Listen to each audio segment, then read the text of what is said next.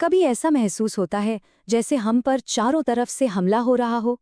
Phone की लगातार बजती नोटिफिकेशंस, दुनिया में चल रही कोई बुरी खबर, ट्रैफिक जैम।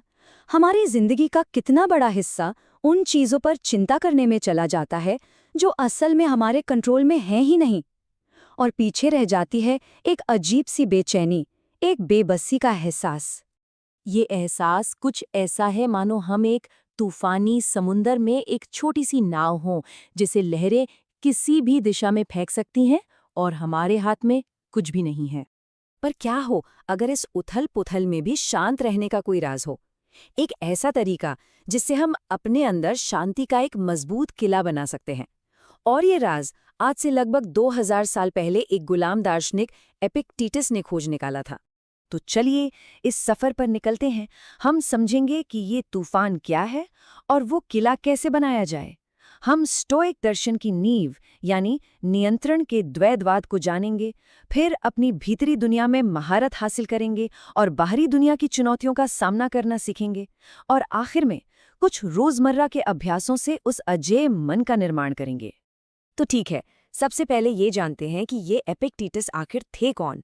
जरा सोचिए, एक ऐसा इंसान जो एक गुलाम था, जिसके पास ना तो आज़ादी थी ना कोई संपत्ति, यहाँ तक कि उसका शरीर भी उसका अपना नहीं था।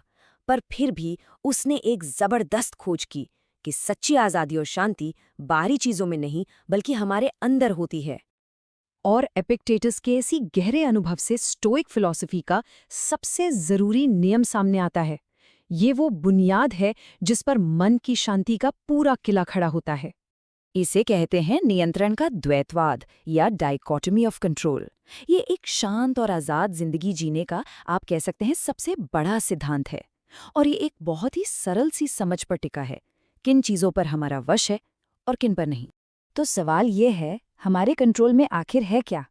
जवाब है सिर्फ एक चीज़, हमारा अपना मन, हमारे ख्याल, हमारे फैसले, हमारे काम। और क्या है जो हमारे कंट्रोल में नहीं है? सीधी सी बात है, बाकी सब कुछ। मौसम, ट्रैफिक, दूसरे लोग हमारे बारे में क्या राय रखते हैं, हमारी सेहत, हमारी प्रतिष्ठा, यहाँ तक कि हमारी अपनी मौत भी। सारी की सारी मुश्किल तब शुरू होती है जब हम उन चीज़ों को बदलने की कोशिश करते हैं जो हमारे वश में हैं ही नहीं। चलिए इसे एक उदाहरण से समझते हैं। कोई इंसान ट्रैफिक जाम में फंसा है। अब वो चिल्ला सकता है, गुस्सा कर सकता है, लगातार हॉर्न बजा सकता है, पर क्या इससे जाम हटेगा? बिल्कुल नहीं, क्योंकि जाम उसके कंट्रोल में है ही नहीं। उसके कंट्रोल में सिर्फ एक चीज़ है, उसका रिस्पॉन्स। उस समय का इस्तेमाल कुछ अच्छा सुनने में या बस शांति से सांस लेने में भी तो किया जा सकता है। ये चुनाव पूरी तरह से हमारा अपना होता है। तो एक बार जब हम इस नींव को समझ जाते हैं, तो अगला कदम आता है किले की भीतरी दीवारों को मजबूत करने का। और ये दीवारें बनती हैं हमारे विचारों और हमारे फैसलों से। एपिक्टेटस ने एक बहुत ही गहरी बात कही थी कि हमें घटनाएं परेशान नहीं करती, बल्कि उन घटनाओं के बारे में हमारे जो विचार हैं वो हमें परेशान करते हैं। कोई भी घटना अपने आप में अच्छी या बुरी नहीं होती, वो बस होती है। अच्छा या बुरा का लेबल तो हमारा दिमाग उस पर लगाता है। मान लीजिए किसी का पसंदीदा कॉफी मग टूट गया। एक रिएक्शन हो सकता है, अरे यार मेरा तो दिन ही खराब हो गया, अब सब कुछ उल्टा ही होगा। अब यहाँ दुख का कारण मग का टूटना नहीं, बल्कि ये सोच है कि दिन खराब हो गया। और दूसरा, एक स्टोइक नजरिया, एक मग था, वो टूट गया, बस बात खत्म। ये सिर्फ एक घटना है, इससे अपनी पूरी जिंदगी पर हावी होने की इजाजत क्यों देना? देखिए, हमारे मन की शांति के रास्ते में दो फाटक हैं, इच्छा और डर। जब हम ऐसी चीज चाहते हैं जो हमारे कंट्रोल में नहीं है, जैसे पैसा या शोहरत, तो हम निराशा को दावत देते हैं। और जब हम किसी ऐसी चीज से डरते हैं जो हमारे कंट्रोल में नहीं है, जैसे बीमारी या बुढ़ापा, तो हम चिंता को दावत देते हैं। तो इसका समाधान क्या है?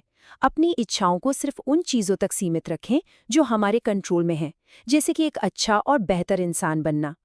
तो अब जब भीतरी दीवारें मजबूत हो गई हैं, तो सवाल उठता है कि एक स्टोइक बाहरी दुनिया से कैसे निपटता है, जैसे कि अपमान या दूसरों की राय। स्टोइक सिखाते हैं कि अपमान एक जहर की तरह है, पर यह किसी पर तब तक असर नहीं करता जब तक वो इसे पीना न चुने। अगर कोई किसी की बेइज्जती करता है, तो वो उसके शब्द हैं, उसकी अपनी सोच है। हमारे कंट्रोल में ये है कि हम उन शब्दों को अपने दिल पर लें या ना लें। गुस्सा होने का मतलब है किसी और को अपने मन की शांति चुराने की इजाजत दे देना। और सोचिए, हमारी कितनी ऊर्जा इस बात में बर्बाद हो जाती है कि लोग मेरे बारे में क्या सोचेंगे। जब कोई सोशल मीडिया लाइक्स या दूसरों की तारीफ पर निर्भर रहने लगता है, तो असल में वो उन्हें अपना मालिक बना लेता है। एक स्टोइक तारीफ बाहर नहीं, अपने अंदर ढूंढता है। वो खुद से पूछता है, क्या आज मैंने अपना बेस्ट दिया? अगर जवाब हाँ, तो फिर इस बात से कोई फर्क नहीं पड़ता कि दुनिया ताली बजा रही है या नहीं। एपिक्टेटस जिंदगी को समझने के लिए एक बहुत ही खूबसूरत मिसाल देते हैं। वो कहते हैं, जिंदगी एक दावत की तरह है। पैसा, शोहरत, रिश्ते, ये सब उस दावत के पकवान हैं। जब वो हमारे पास आएं तो शुक्रगुजार होकर उन्हें स्वीकार करें, पर उनसे चिपके नहीं। और अगर कोई चीज़ हमारे पास से गुजर जाए तो उसके पीछे भागने की ज़रूरत नहीं है। अब बात करते हैं उन प्रैक्टिकल रोज़मर्रा के अभ्यासों की जो इस दर्शन को सिर्फ एक ख्याल से निकालकर एक्शन में बदल देते हैं। स्टोइक जीवन में कैसे काम करता है, इसे समझने के लिए एक तीरंदाज का उदाहरण सबसे अच्छा है। चलिए देखते हैं। एक तीरंदाज का लक्ष्य होता है निशाने पर तीर मारना। पर क्या निशाने पर लगना पूरी तरह से उसके कंट्रोल में है? नहीं। उसके कंट्रोल में है सही धनुष चुनना, ध्यान से निशाना साधना, अपनी सांस को कंट्रोल करना और सही ढंग से तीर को छोड़ना। मतलब पूरी प्रक्रिया उसके कंट्रोल में है। लेकिन यहाँ सबसे जरूरी सवाल उठता है, क्या तीर सच में निशाने पर लगता है? तीर कमान से छूटने के बाद क्या होता है, ये उसके कंट्रोल में नहीं है। हो सकता है हवा का एक तेज झोंका आ जाए या निशाना हिल जाए।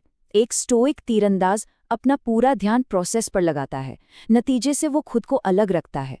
अगर निशाना लग गया तो बहुत अच्छा, अगर नहीं लगा तो भी उसे पता है कि उसने अपना सर्वश्रेष्ठ दिया और वो शांति से अगला तीर चलाने की तैयारी करता है। इसके अलावा कुछ और नियम भी हैं। किसी को दोष न दें, समाधान ढूंढें। जिंदगी में जो भी भूमिका मिली है उसे पूरी शिद्दत से निभाएं। परफेक्ट बनने की नहीं, बल्कि हर रोज बस थोड़ा बेहतर बनने की कोशिश करें। और सबसे जरूरी, अपनी फिलॉसफी के बारे में लेक्चर न दें, उसे जी कर दिखाएं। तो हमने नींव समझी, दीवारें बनाई और रोज अभ्यास करने के तरीके भी जान लिए। पर इन सब का आखिरी मकसद क्या है, ये समझना सबसे जरूरी है। लक्ष्य है अपने अंदर एक इनर सिटाडेल, यानी एक आंतरिक गढ़ का निर्माण करना। मन का एक ऐसा किला जो अजेय हो। बाहर तूफान आते रहेंगे, मुश्किलें आएंगी, पर अगर हमने अपने दिमाग को ट्रेन कर लिया है तो कोई भी तूफान इस किले की दीवारों को छू तक नहीं पाएगा। विक्टर फ्रैंकल, एक मनोचिकित्सक जो नाजी कॉन्सेंट्रेशन कैंप में थे, उन्होंने इस दर्शन को असल में जी कर दिखाया। उन्होंने अपना सब कुछ खो दिया था, सिवाय एक चीज के, ये चुनने की आज़ादी कि वो इन हालात पर कैसे रिएक्ट करेंगे।